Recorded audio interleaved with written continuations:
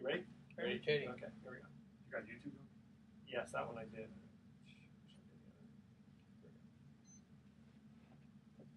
Welcome. You're listening to The Best of Investing on Talk 910. This is a show where we present valuable information about real estate, the financial markets, and other economic business of the day. And for those of you listening for the first time, here's our format. A few guys sitting around a bar, having drinks, or without the drinks, talking business with you, the audience listening in. I'm your host, Edward Brown, and I'm pleased to have as my co-host Mark Humph of Pacific Private Money, California's fastest growing private lender, and Robert Spinoza of RPM Mortgage. Our phone number is 888-912-1190. Write that number down, 888-912-1190, because you're going to use that number to answer the trivia questions for 3 vacations given away during each commercial break. That's right, we're giving away 9 vacations during this show, and the vacations are not sponsored by the radio station, but by Lighthouse Resort Marina, which is located 1 hour northeast of San Francisco. The vacations are free. Their only request, a $75 cleaning fee to cover housekeeping expenses. Their website is lighthouse4fun.com. You can reach them at 916-777-5511. And today's trivia theme is mixed movie questions. And our website is bestofinvesting.com. Check us out on Facebook. Hit the like if you would. And YouTube by typing Best of Investing Radio Show. We're also on television, Comcast Channel 26 and AT&T Channel 99 on Saturdays at noon and Sundays at 6 p.m. Today we have a special guest, Dale Penn, who is going to discuss 5 ways to protect yourself against identity theft. Dale, welcome to The Best of Investing. Great to be with you, Edward. Thanks for having me. Okay, great. All right, you know what? Let's get right into it because I know that with identity theft going around, there's all kinds of secrets, tricks, and techniques that you can share with us. Take it away. Well, identity theft is the fastest growing crime in the United States. It's also simultaneously, while it's the fastest growing crime, it's also the most underreported crime. So you've got a crime that's on the increase, but it's not being reported. One of the reasons it's not reported is because folks just don't understand the implications of not reporting the crime to the police department. They think that the police are overwhelmed with other more important matters, but the reality is that because of the ubiquity of internet transactions and the anonymity of the internet, we are all subject to invasion by scammers every day. Okay. What are some of the 5 ways that you suggest that people should actions they should take to help protect themselves? Well, the great news is that my information is filled with energy, but it's also filled with empathy. And there's no gloom and doom here. There are some very, very simple things that you can do, but you can only set up these defenses if you know the areas of vulnerability. And there are essentially 5 areas that you can protect yourself, but there are 3 major areas of risk. That is your personal information, the information that's on your computer, and the information that's on your mobile devices. Let me just start with your personal information. That would be your Social Security number, your name, your address, your phone number, your date of birth. Those are the kinds of private, personal, non-public information tools that identity thieves use to steal your resources and your good name. So, but hey, Dale, let me ask you. What we call snapped. Dale, let me ask you though, with stuff like Social Security number, that gets thrown around so much. You know, when you apply for a home loan, Right. and suddenly there's so many people who can have access to those files. That's right. I mean, that's right. So that's why the Federal Trade Commission has a very simple slogan. It's called Deter, Detect, and Defend. Privacy as we knew it, privacy as our parents knew it, privacy our grandparents knew it, is essentially dead in the internet age. Right. So being aware that your information, including a Social Security number, are already out there means that you must deter the inappropriate use of that information. You must detect it when it happens, and you've got to learn how to defend against it, and that's what I'd like to share. Yeah. We find, this is Rob Spinoza with RPM Mortgage, and we find that, or I find personally, that there's probably 50% of the people who make a loan application who have a very present concern about what happens with their information. Then maybe the other half just entrust that we will take care of it. So, I'm not sure who's right, but certainly we are held to a very high standard. You can't get a loan nowadays without this. Oh, absolutely. At some point, you've got to. choice. You do see people turn over tax returns with the social blacked out, and you have to kick it right back to them and say, "Sorry, it's not going anywhere." So, yeah, sorry, folks. We do actually need that number. Yeah, some of you in the financial services industry do have a fiduciary responsibility to protect that private information, and for the most part, you do a good job. But we're not talking about the good guys. We're talking about the bad guys and the way to defend against them. So do you recommend like the use of like a password protector? I know there's a bunch of little programs out there that you can use that will. Absolutely. But before we get into defenses, let's just talk about some of the vulnerabilities. First of all, your personal information is most vulnerable by learning to protect three things: your incoming and outgoing mail. Incoming and outgoing mail has lots of information in it. Many of us have one of those red flags on our mailboxes, and we've been trained to put the red flag up, stick our outgoing mail into the box, and the letter carrier will just take that away. The reality is that red flag should be a red flag. It's your way of notifying the world, including the bad guys in the neighborhood and the kids in the neighborhood with nothing else to do, that there's something valuable in the box. So I would never use your mailbox as an outgoing box. Never use that red flag. So always drop something off somewhere else. Right. Yeah. You either put it into the hands of your letter carrier or you take it into the post office and drop it into their mailbox yourself. The second thing, after protecting your mail, you've got to protect all your private info, as we said. Social security number, name, address, phone number, date of birth. Don't give that information out, especially on social networking sites. I love getting birthday cards from friends and family. I don't necessarily love getting birthday wishes from everybody on Facebook. I don't need to know that information. That's a good point. Yeah. The third thing is your payment tools, and we all have them. Basically, three different types: your credit cards, debit cards, and your checkbook. Right. Those payment tools need to be protected, can be protected, but they're extremely vulnerable. My personal story is that my wife and I were victims of a check scam artist, very similar to the one in Leonardo DiCaprio's film Catch Me If You Can. He got our checking account number, wreaked havoc upon our good name, racked up thousands and thousands of dollars in credit. It took me over 2 years and hundreds of hours to recover my good name as a result of our check scammer. It was simply because someone got a hold of our checking account number and used it improperly. That's so easy because all you have to do is write a check to somebody. Right. It's the same thing when you go to a restaurant, you give a credit card. How do you know they're not taking the credit card, just copying all the information? Exactly. So my point earlier, which is that privacy, as our parents and grandparents knew it, is dead, is true. So there's some very simple things you can do to deter the use of your information, to detect it when it happens, and defend against it should you find yourself a victim. Dale, I thought you were going to say that the point of it was that the thief was spending less than your wife, so you didn't report it. There's that joke going around. Okay, you know what? We're going to cut to a quick commercial break. We have Dale Penn on the phone, who's an expert in identity theft. He's going to give us some more tools. And when we cut, here's the first commercial break. And again, the theme is mixed movie questions. In the movie Rain Man, Dustin Hoffman states that there is only one airline that has never had a crash. Which airline did he mention? The first three callers with the correct answer win a free 3-day, 2-night stay at the Lighthouse Resort. Their website is lighthouse4fun.com. Call 888-912-1190 to answer this question. In the movie Rain Man, Dustin Hoffman states that there is only one airline that has never had a crash. Which airline did he mention? You have to use the Rain Man voice. Yes, you do. Yes, you do. Make sure to include your name, your email address, speak slowly, and spell out your email one letter at a time. And don't touch that dial because we're going to be right back at the Best of Investing. Good. Very good, Dale. Having fun? Yep, having fun. Okay, good. Let's save this file here. Then we'll go to the next segment. We'll have you on for one more segment, okay? Alrighty. All right. So think about all the kind of good stuff you want to go over with us. Ready. I'm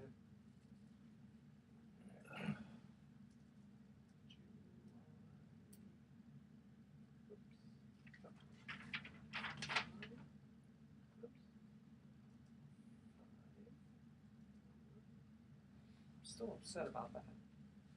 Shake it off. It's okay. I can't. I don't like making mistakes. I know. Shake it off. Shake it off. I made a $2 million mistake last week. How about that? I made $5 million mistake. Lost a Piece $2 of million cake. loan on a pretty stupid mistake. Really? Wasn't in process. It was a technological thing. Great guy.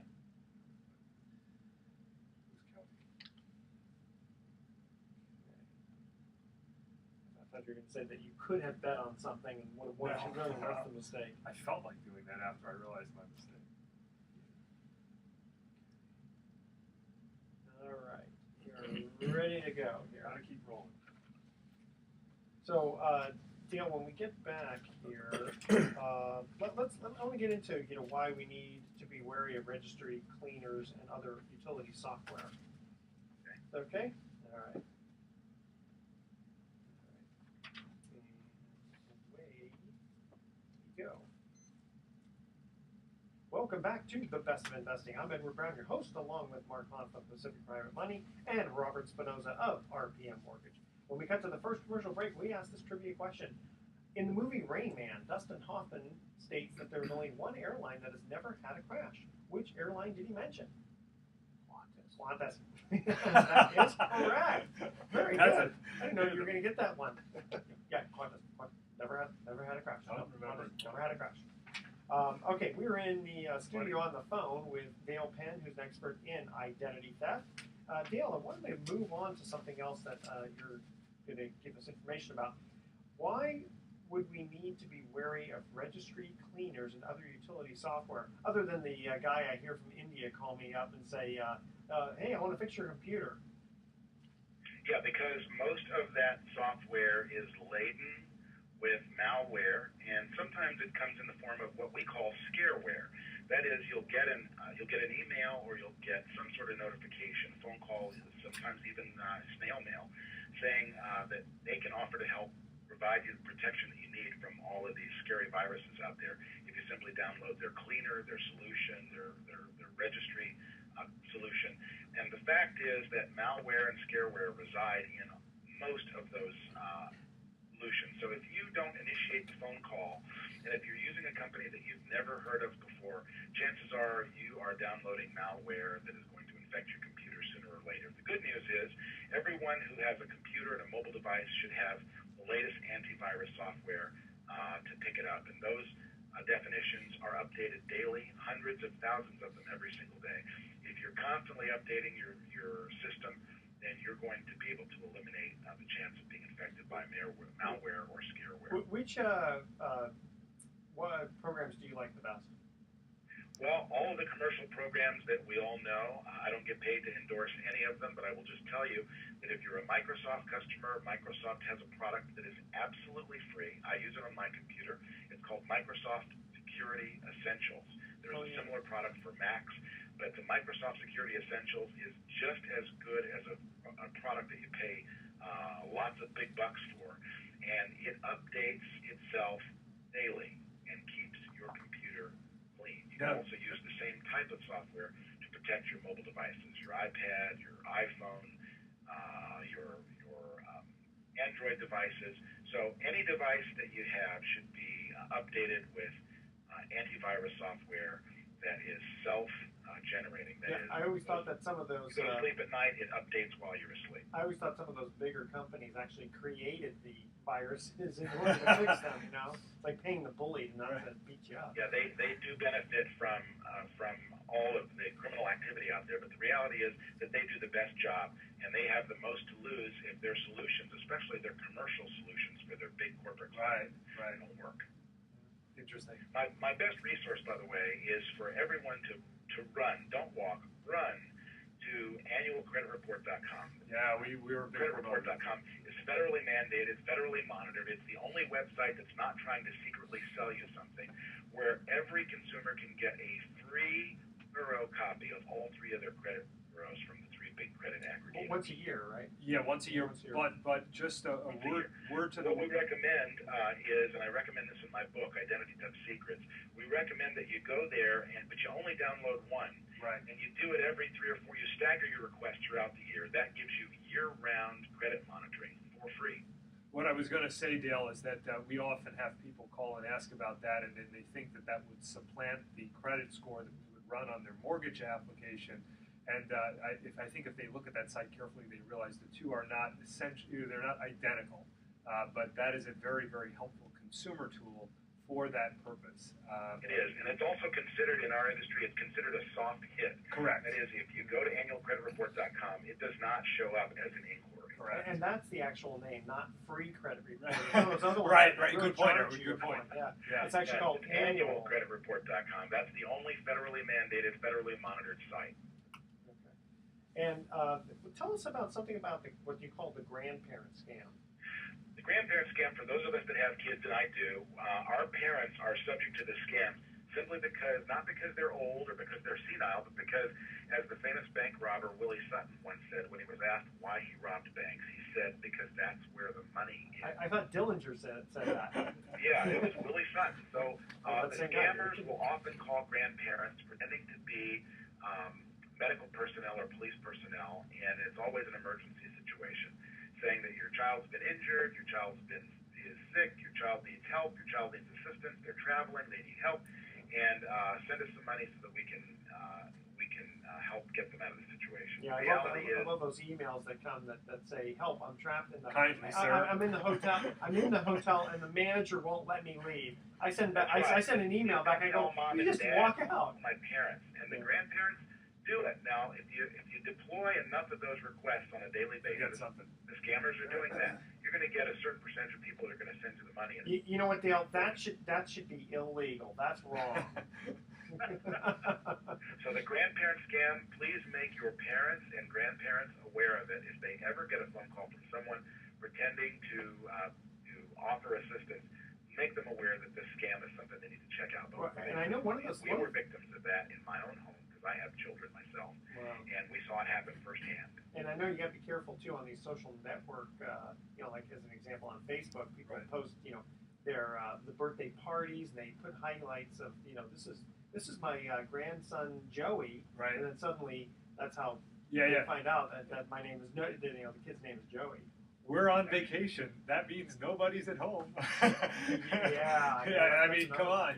It's obvious. So. Yeah. So if your listeners will just learn to protect their personal information, protect their mobile devices, they'll go a long way toward not becoming the next victim of the fastest growing crime, according to the Federal Trade Commission in the U.S. Now, I know that you have a book out, and you're going to be kind enough to give it to our third caller for the trivia question.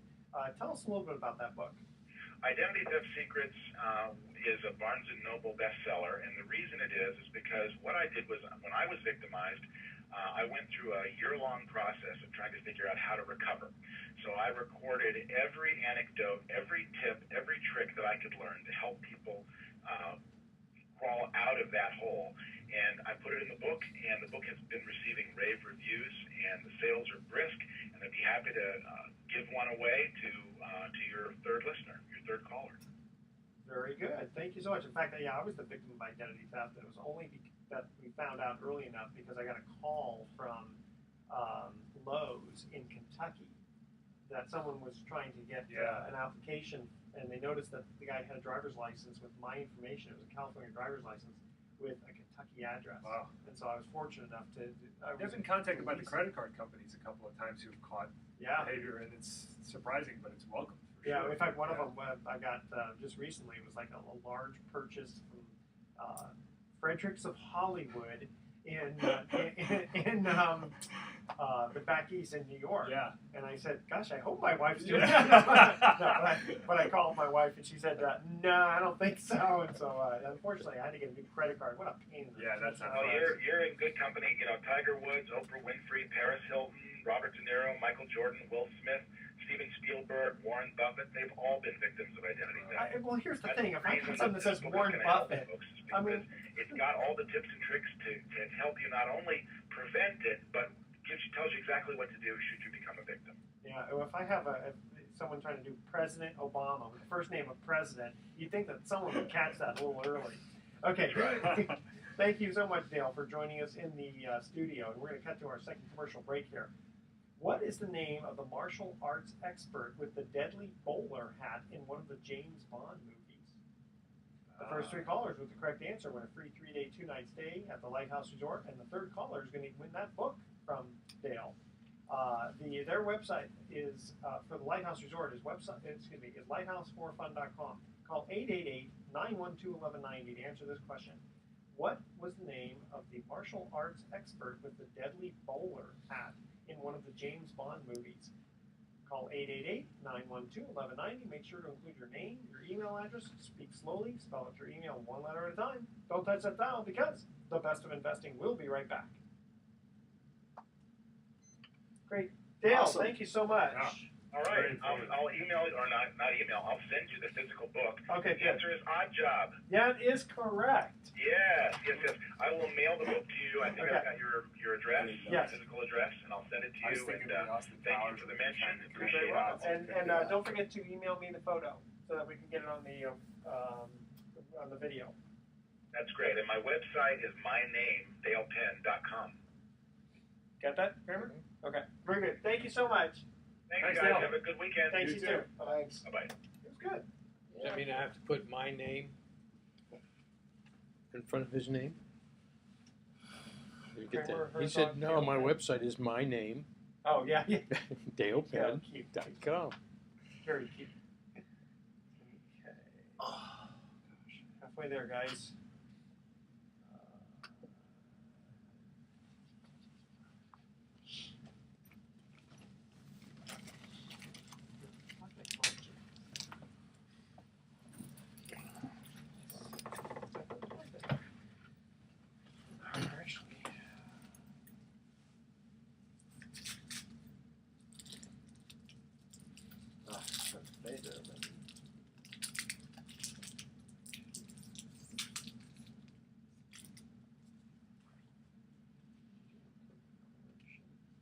What else you find?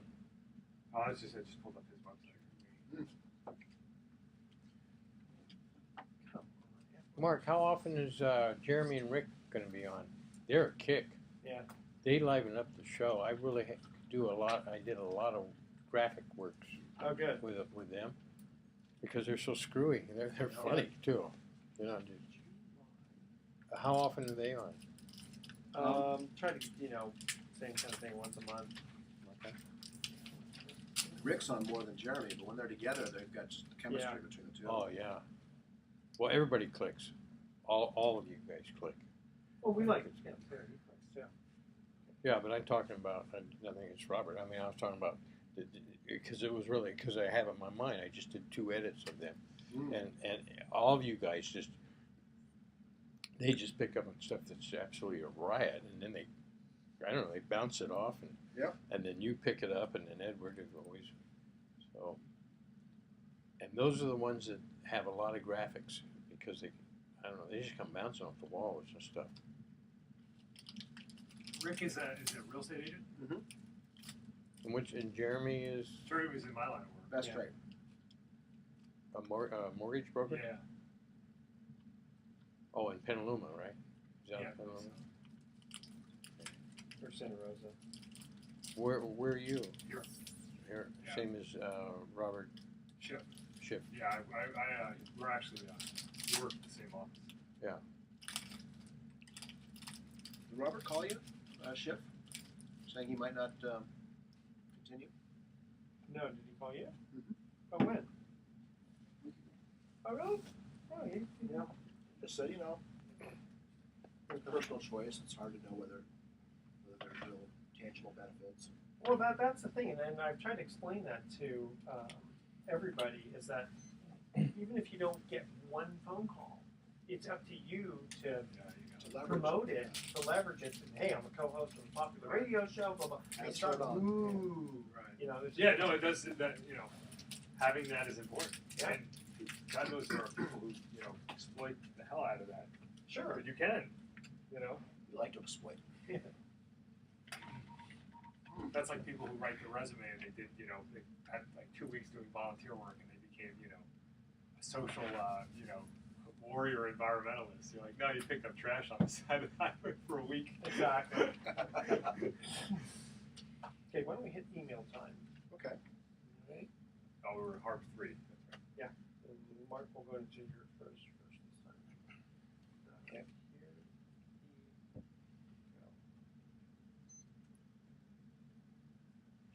Welcome back to The Best of Investing. I'm Edward Brown, your host, along with Mark Ponce of Pacific Private Money and Robert Spinoza of RPM Mortgage. When we cut to the second commercial break, we asked this trivia question. What was the name of the martial arts expert with the deadly bowler hat in one of the James Bond movies? Anyone? I don't remember. Well, I have to give credit to Dale Penn, but Dale said Odd Job. Yeah, you didn't know that? I didn't know. I didn't know. I think from Goldfinger, if I'm not mistaken. I had the one confused with the Austin Powers movie. So A parody or Right. spin-off of that, a spoof of that. Okay, Mark, we received an email for you. That's question is, are your loans assumable? So is a hard money loan assumable or a private money loan? Are they assumable? Well, the interesting thing about the loans we make are that, like a bank loan, the deed of trust that secures that loan does say by default that it's due on sale. Right. And that's just really boilerplate. But for practical purposes, it depends. Of course, most of the loans we write are short term.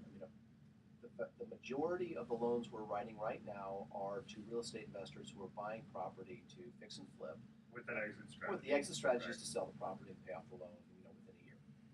But I got a call last week from someone who I made a loan to about a year ago. She needed a loan on property that she was converting in Bolinas to a bed and breakfast, and so we gave her a 3-year loan and at a fairly conservative loan to value based on the appraised value at the time. Investor likes the loan. The borrower made a go at it and called me and said, "Oh, I'm thinking of selling the property, and I just want to know if I can offer that if needed." Can someone assume the Yeah, loan? can someone assume? It's still short term. It's not like it's a 30-year loan. Right, it's not 30-year loan. And essentially what I told her was, well, probably, there would be, I would charge a fee because I'd have to do some paperwork. So, and banks generally, when they allow an assumption, you figure it's 1 point or 1% of loan amount would be like probably the minimum fee. So, but what I would do is I would call the lender and ask him, are you interested in keeping this loan as security, and are you enjoying the rate? And if they're consistently paying, Right. not late. Right, Sure. and I would take an application from the buyer. So really the answer is that we really have a lot of flexibility in this industry. There aren't any fast, hard-written rules. I mean that's really the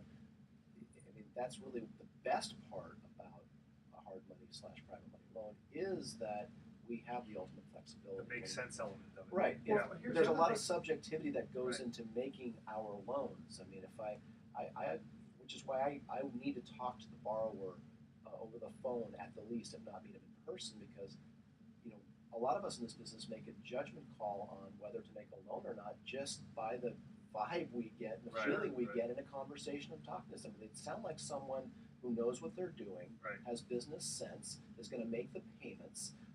What's their background, what's their experience, all that kind of stuff. That plays into it. So there's a lot of things we do. We don't, we're not allowed to discriminate because that's Right. illegal, but we can be discriminating in our Discerning. Discerning, Yeah. right? I guess that's Yeah. more proper. So anyway, we have the ultimate flexibility when we do Right. these types Well, of here's loans. the other thing is that the question specifically asked about being assumable, but the other part of it could have been when the loan comes due. Does it automatically mean that it comes due? Yes, it does. However, you can do an extension. Yeah, you can ask for an extension. Yeah. We do extensions all the time. They're just basically called a loan modification agreement. We say, oh, we need another 12 months. Okay, well, you thought you were going to get bank financing. I'll tell you, a lot of the loans we did 2 years ago, we did a lot of 24-month loans for people who were collecting property long-term for rental income, and now they're due. 2 years later, they thought, well, we'd get a bank loan and refinance. Well, the banks still have yet to kind of come back into that It's like rental that- market. But, And, the technical question, is that a loan modification or is it just an extension? That's odd because it changes the terms. Well, the technical term is a forbearance. So anytime you change the terms of a loan, it's called a forbearance agreement. Although when some people hear the word forbearance, they oftentimes think, well, I can stop Right, payment right, or foreclose. right. Yeah, it doesn't sound like a friendly word, Yeah, but it doesn't. an extension or a loan modification agreement, whatever you want to call it, the answer is we don't just generally drop the hammer and start foreclosing on a property Right. just because the loan comes due. If you've been a good payer and there's a it's usually it's rental property. There's lease income, so that means the lease payment is servicing the monthly loan payment. Right. The investor who invested in that loan, he's getting a great return. He's not likely Right. to get a better return. If anything, he might have been in a loan 2 years ago where he's making 10%, where if I put him in a new loan today, he may only get 9 or even 8%. So he might think, well, hey, if they're still want to pay the same rate, I'd love to go another 12 or 24 months. Yeah, that's an interesting thing too, because the underlying asset is what it is. Unlike, I'm trying to draw an analogy here. You look at a car lease. Let's say you want to keep the car. Well, the dealership can't really do that because of the cap or the residual rate of the car. Sure. Yeah. It changes the value because you have a depreciating asset. Whereas in real estate, if you've still got the person willing to pay, you still have the value underneath it, and it makes sense. Why not? Well, here's the other thing: is that potentially you may decide not to release the borrower and just have a new person come in as an additional borrower. You can do that. Oh, right? in the case of an assumption. Yeah. Oh, yeah, absolutely. Yeah, it's like, sure, we'll let you assume, but we're not letting you off the hook. So now you Right, get an additional. Oh, now you have additional Having an security. additional Yeah, guarantor is right. always Exactly. nice. on these deals. That's always nice. And how do people get a hold of you to talk about loans?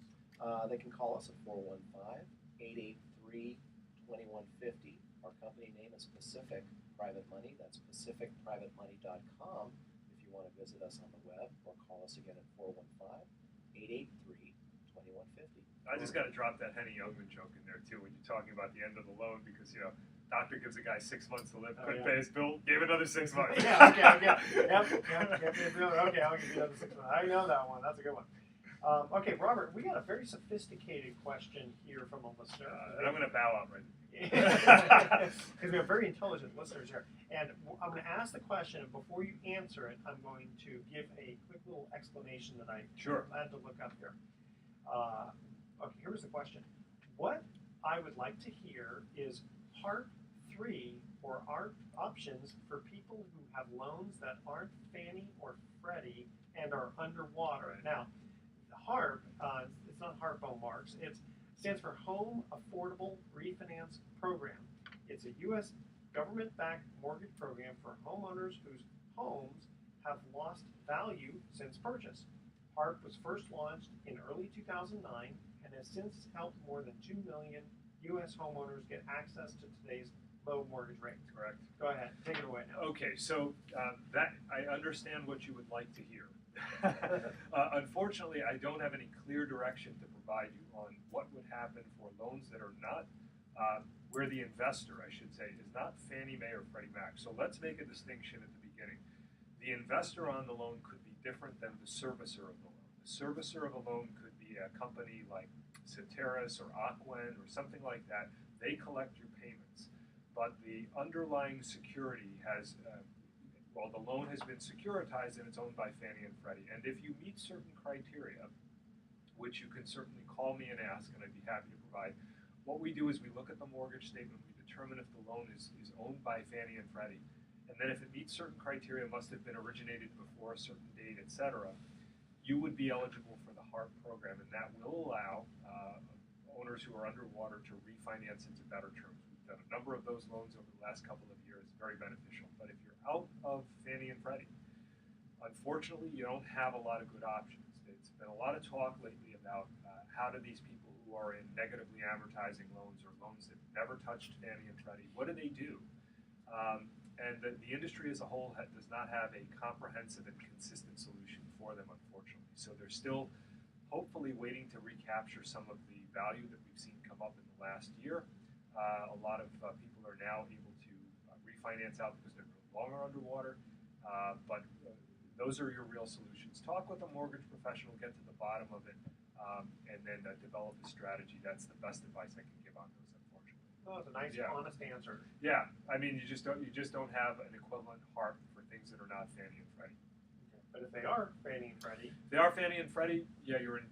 Most likely, you're in business. I still have to qualify for the loan, but a lot of things can be different. There's also some distinctions between servicer to servicer. So let's say you have a Wells Fargo loan and you go back to Wells. That has one set of HARP criteria. If you go Wells to a third party, that has another set. One is not better than the other. One might fit better than the other for your scenario. So again, something to discuss with a mortgage professional and get to the bottom. And that mortgage professional could be Yeah. Robert Spinoza. How did he get a hold of you? Thanks, Edward. No, I'd be happy to help. There's no cost or obligation to figure that thing out. So don't ever have anybody tell you, oh, you've got to pay to do this. It's an easy thing you can do on your own. I can coach you through it. I can be reached at 415-367-5959. I'm here locally in the Bay Area. I'm in Mill Valley. Again, 415-367-5959. And if you're a home buyer, I do host a monthly webinar. It's free. It takes about a half hour, and you can find the URL, register right online at themortgagedictionary.com.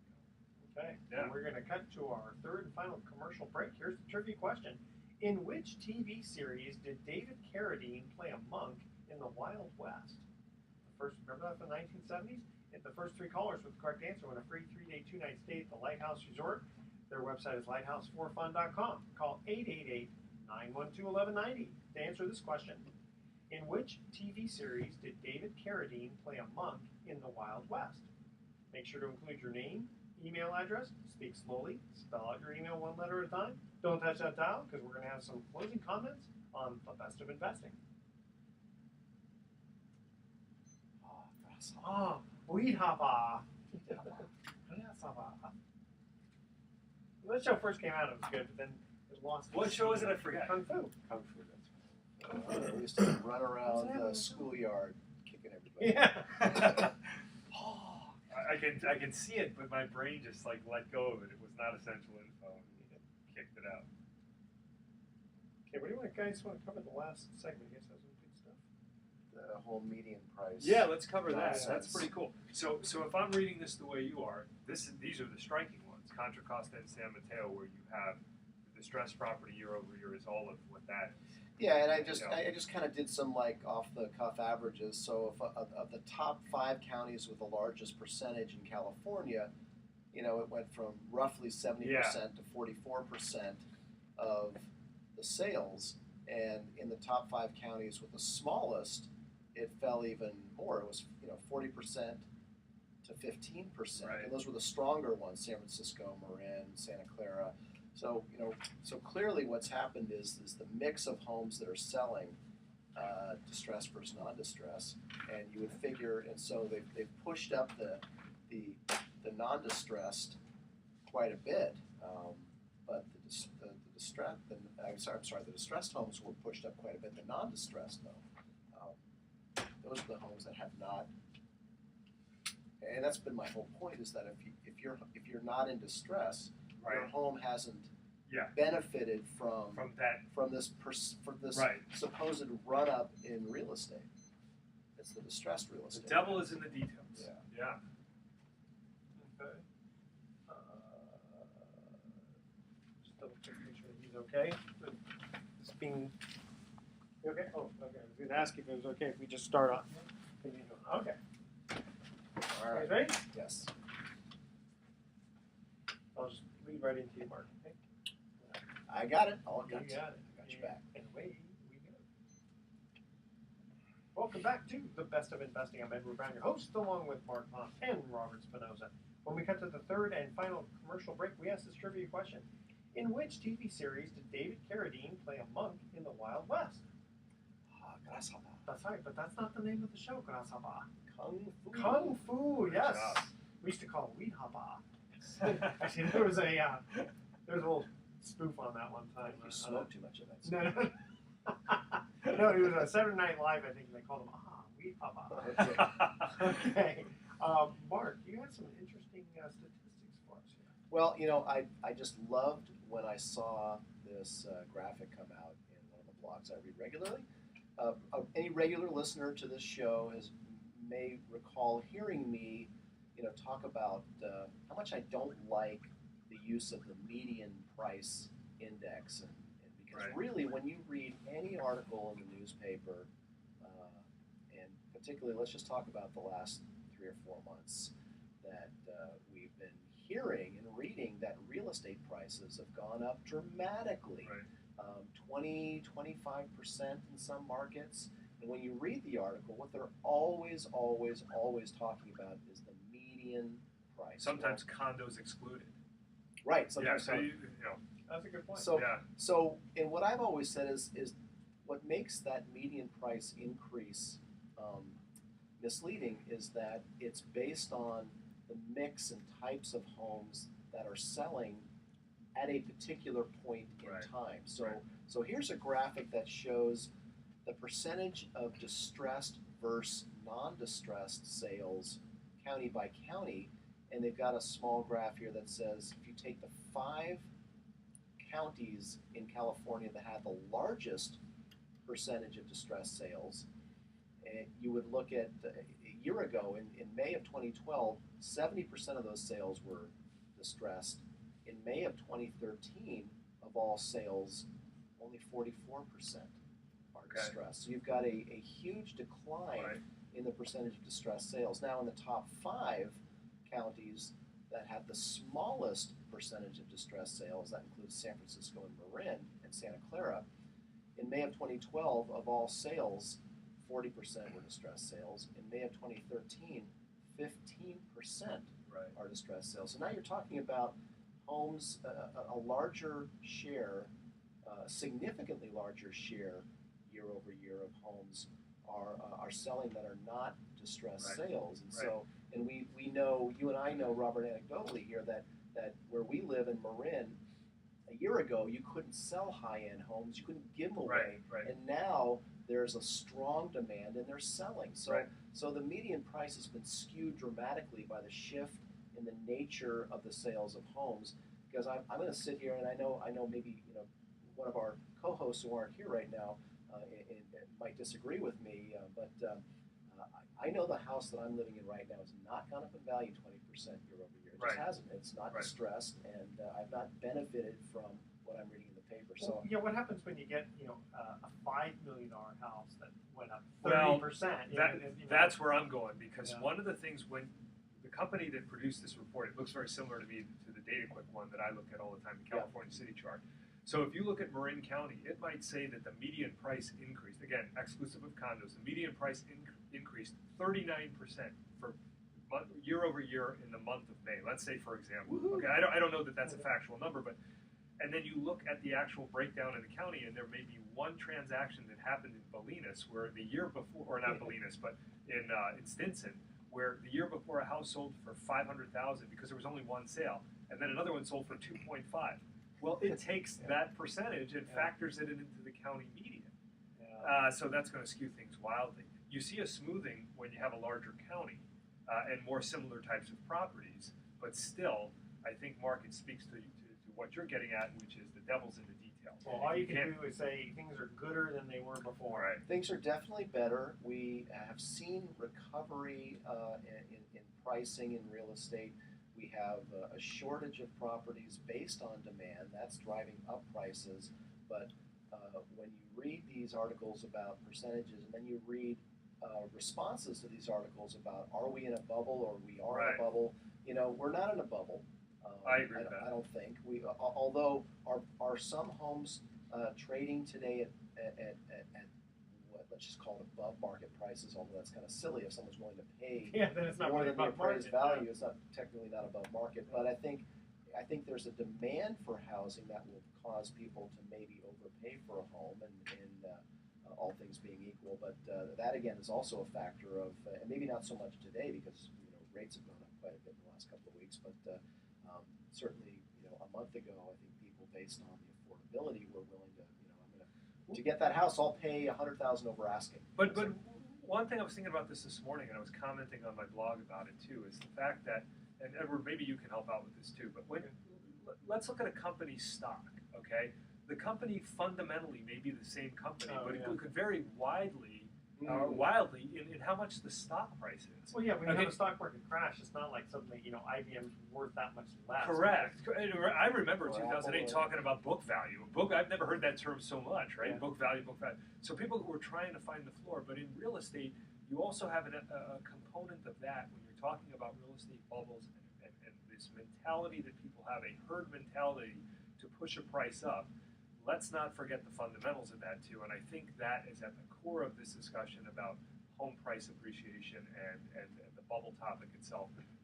Related to stock, and I think you get a better perspective on that. Well, I think I don't claim to have a good crystal ball. It certainly wasn't very shiny in 2007, so I have reason to believe in 2013 my crystal ball is all that accurate. But it's really going to be interesting to see what happens to real estate in the next year, in the next 2 years. Are we going to continue to see low inventory and yet strong demand, which would equate potentially to continued rising prices, or are higher mortgage rates going to now temper that so that we're going to see a flat, or is it even possible that we could see a decline in some markets that might have gotten a little frothy, say San Francisco, Marin, I Santa choose Clara. one of the above.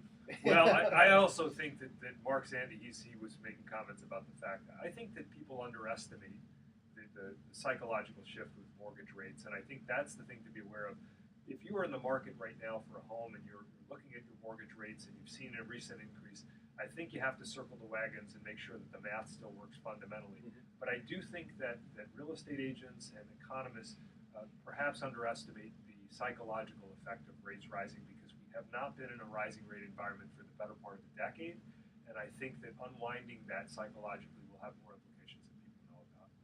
Yeah, I'd agree. I mean, it's not like the job market is expanding in the way that the government would like to see it. It's not like wages and salaries are increasing, and so now we've got the cost of housing going up, and what's going to happen? What happens if we see mortgage rates go up to what we talked about last week was the 40-year average of mortgage rates is 8%. Right. What happens when we go back? I mean, we will see 8% mortgage rates again. We have to. I mean, it's just it just will happen. I agree, and I think that you look at the overview of all that. Stepping back just a second to the other point you were getting at, but you need growth to fuel that, and our GDP numbers were underwhelming. So I mean, I think that this frenzy about what's going to happen with rates is perhaps a little overstated as well. I think that the economy has big, significant issues that still need to be worked out. There are macroeconomic factors with baby boomers and all that kind of stuff, and how that actually plays out, I think impacts housing prices. Yeah, rates can't just. I mean, it'll take a long time to go up to 8%. I agree. Yeah, I'm not saying it's going to happen next year or in 5 years, but I guess the point of it, and Robert, I appreciate very much what you say too. But there's so many variables and there's so much dynamism in the United States economy that I agree. Things that we have no idea, or something that may not even exist right now, a new product, a new technology could drive, or international, something could happen that could, for better or worse. For better or worse. Yeah, right. Something could happen that could create, an amazing new quality of life or productivity or consumer wealth. So, I mean, it's just that's why I tend to be more of an optimist than a pessimist. I tend to believe things will work their way out, and at the end of the day, and because I'm a real estate guy, I think real estate is always a good investment, and will always be a good investment. And we're just having a lot of fun right now talking about the